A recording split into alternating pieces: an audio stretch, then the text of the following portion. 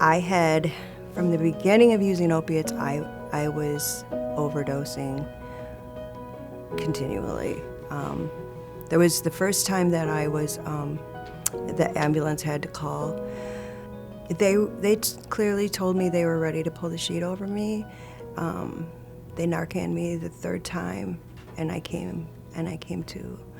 And that was very scary. I was treated by the nurse kind of like, because I was soaking wet, and I had to undress and put on another garment. And she clearly expressed the fact that she felt like she was going to catch something from me and that I was like a diseased person, and it was a lot of guilt and shame. And I used walking home.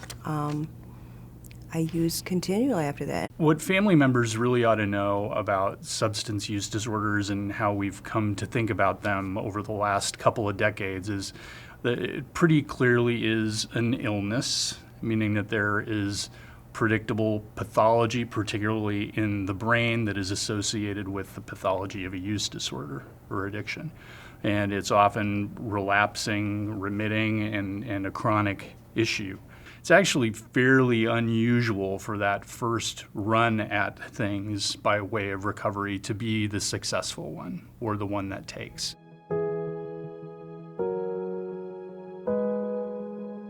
We can try to help you to lower the risk of relapse by using these medicines. But nothing is perfect, and that's okay. We have to understand it's a process. It's not a quick fix. And I tell every patient, this process is one in which relapses are expected. Relapses are not a failing. Relapses are part of the recovery process. But in the past in particular, I think it was quite common to see individuals coming back again and again for substance-related issues, and for the knee-jerk response to be, "What an idiot. Why don't you just stop that?" As physicians, pretty much by and large, we are not people who are used to failing.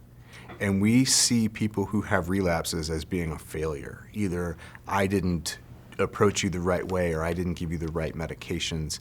But I think the thing that we don't take into account is that it's not just me and my treatment of you, it's really how you're gonna respond to it, and then how we're gonna form a therapeutic alliance and work together to help you get better.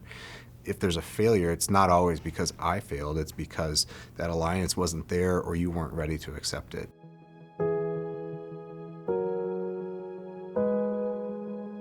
Recovery takes time in terms of the recovery of the brain from that illness and moving toward greater functionality in life. And we know that based on imaging studies and the amount of time that it takes for recovery to occur that's then associated with improvement in function. It's not a matter of days or weeks, it's a matter of months at least. In addiction, like with any chronic diseases, there's good times and bad times. With major depression, with bipolar disorder, there's good times and bad times. With rheumatoid arthritis, okay? There are times of active disease and there are times where it's more quiet. And the goal of chronic disease management, what's the goal? Reduce the frequency of relapses, reduce the severity of relapses, increase the duration of periods of remission, and increase the quality of life during spans of remission. That's what you do for rheumatoid arthritis and for diabetes, and that's what you should do for addiction. What it comes down to is the rapport that you develop. And as an emergency physician, that's one thing we have to be good at. I have maybe 10, 15-minute increments to actually see patients. In that time, I have to let the patient know that, number one, I'm there for you. I'm here to help you with your problem. And number two, it doesn't matter what that problem is. Whatever you're here for, that's what I'm here to help with.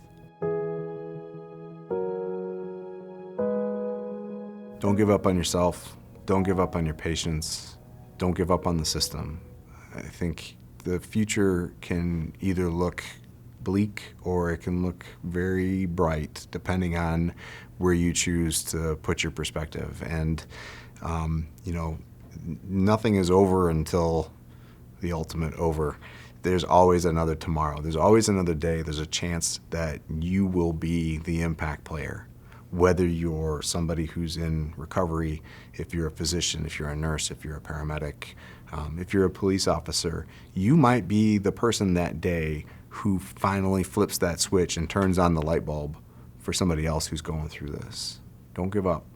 Don't give up on yourself. Don't give up on anybody else. If I had one message to give to the doctors and the nurses and the staff that work tirelessly in the ERs, that, you know, they're seeing just a very small portion, right, of the person that's coming in, maybe more than once,